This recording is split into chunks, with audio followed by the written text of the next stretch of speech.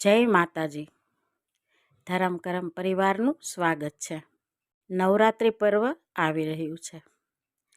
આપણે પહેલાં વાત કરી કે એક પછી એક પર્વ આપણને સત્સંગ કરવા માટે મળ્યા.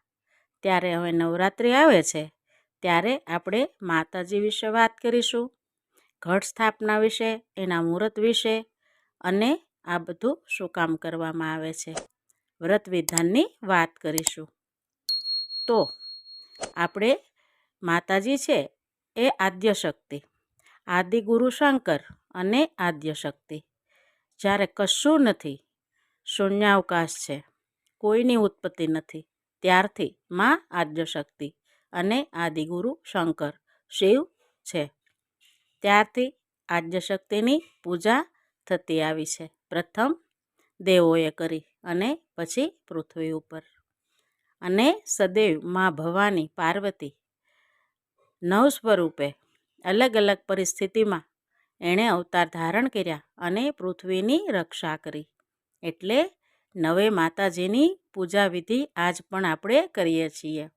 અને આપણા ઘરે માં પધારે એના માટે સ્થાપના પણ કરીએ છીએ. તો એના માટે શું કરવું?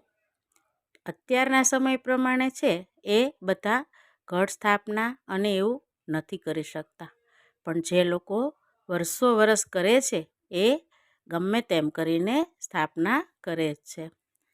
તો ઘટ સ્થાપનાનું મુહૂર્ત, આ નવરાત્રિ છે એ 22 સપ્ટેમ્બરથી લઈ 2 ઓક્ટોબર સુધી છે. અને 22 તારીખે આપણે ઘટ સ્થાપન એટલે કે કળશ સ્થાપન છે એ ક્યારે કરવું? તો સવારે 6:09 લઈ 8:06 સુધી, એટલે કે 1 કલાક ને 57 મિનિટ. અને અભિજીત મુહૂર્ત જોઈએ તો એ બપોરે 11:49 લઈ 12:38 સુધી, એટલે કે 49 મિનિટ સુધી છે. આમ 22 તારીખે નવરાત્રિનો પ્રારંભ થાય છે. તો સ્થાપનમાં શું કરવું?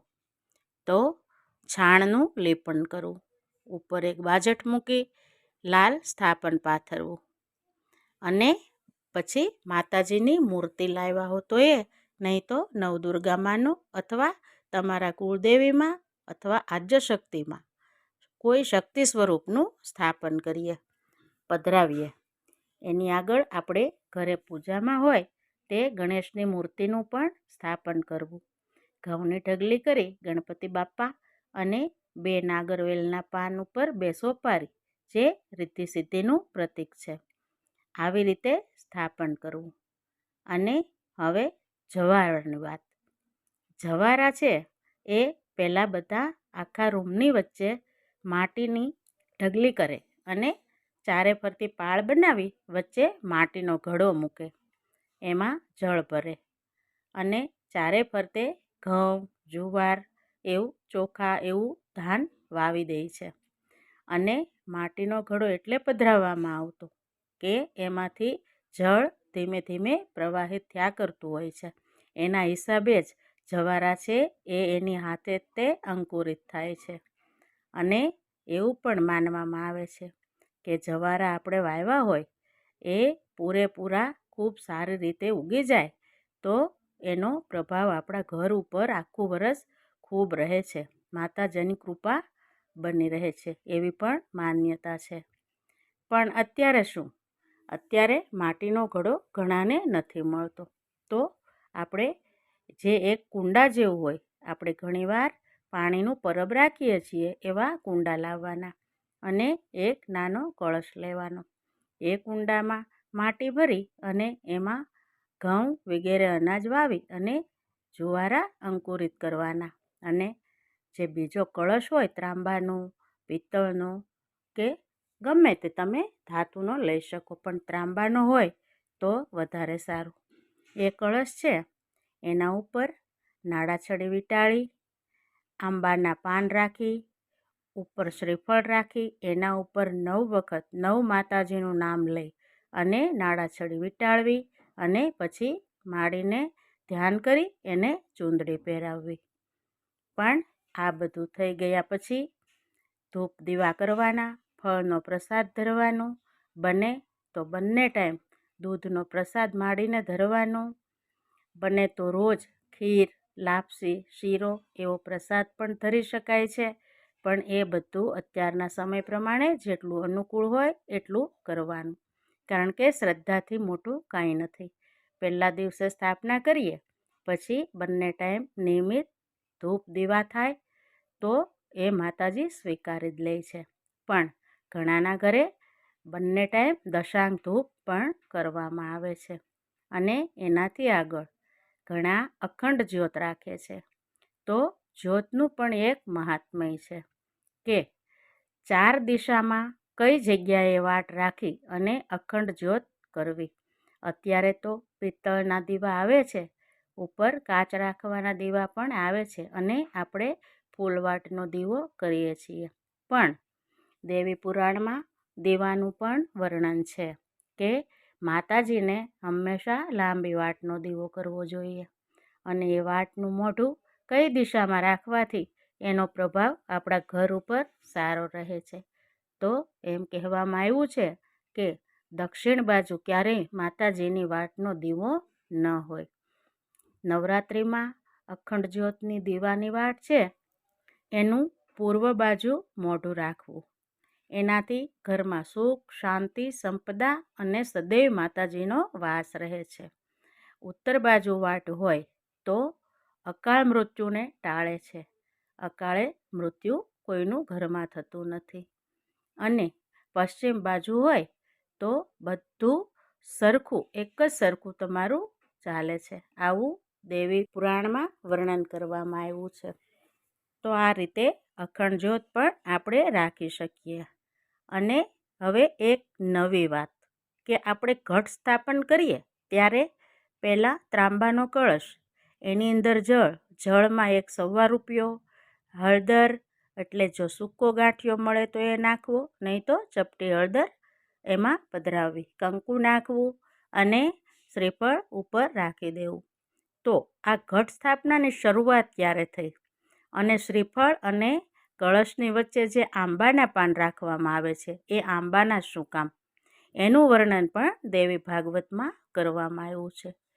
એ વાત હું અત્યારે રજૂ કરીશ કે જ્યારે શંકર દાદાએ, શિવે એકદમ તપમાંથી જાગી અને કામદેવને ત્રીજું નેત્ર ખોલી અને ભસ્મ કર્યા, ત્યારે એ મહાદેવથી બી અને એકદમ ડરી ગયા, એટલે આંબાના વૃક્ષ ઉપર ચડી ગયા અને શિવે ત્રીજું નેત્ર ખોલ્યું અને કામદેવને બાળીને ભસ્મ કર્યા, ત્યારે આંબાનું વૃક્ષ પણ બળી ગયું, જે એકદમ કાળું થઈ ગયું. થોડા સમય પછી રતિ છે, જે કામદેવના પત્ની છે, એને ભગવાને વરદાન તો આપી દીધું હતું જ્યારે એ ખૂબ દુઃખી હતા ત્યારે. પણ બીજી વખત આવે છે ત્યારે કહે છે, રતિ બોલો, તમે કેમ અહીં આવ્યા? મેં તમને વરદાન તો આપ્યું છે કે તમારા પતિ હવે તમને બીજી વખત કૃષ્ણના પુત્ર સ્વરૂપે મળી જશે, તો હવે તમે શું ઈચ્છો છો? ત્યારે રતિ માતા કહે છે કે કામદેવ તો બળીને ભસ્મ થયા પ્રભુ, પણ આ આંબાના વૃક્ષનું શું? આ તો પૃથ્વી ઉપરથી વૃક્ષનો નાશ થશે, તો એને તમે નવપલ્લવિત કરો અને એને લીલો અને હરિયાળો કરી દો. ત્યારે મહાદેવ કહે છે, હા, હું એને પણ લીલો કરું છું, હરિયાળો કરું છું અને એક વરદાન પણ આપું છું.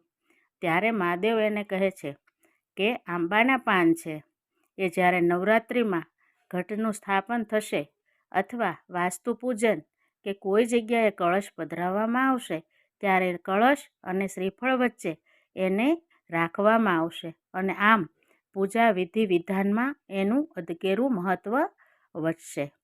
આવી રીતે શિવે રતિના કહેવાથી આંબાને પણ વરદાન આપ્યું.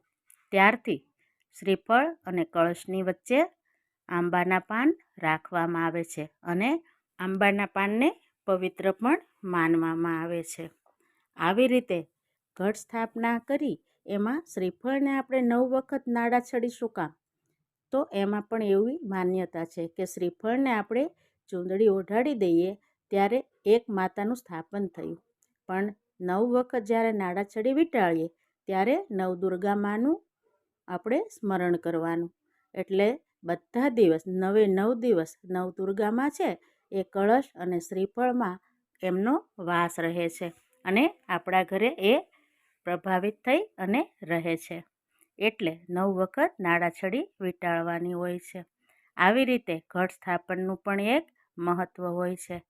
તો નવરાત્રિ શરૂ થાય છે ત્યારે પહેલા દિવસે આપણે આટલું કરીએ અને પછીથી આપણે નવરાત્રિની માતાજીની રોજ અલગ વાત કરીશું અને માતાજીના નામની ભક્તિ કરીશું અને સાથે સત્સંગ પણ.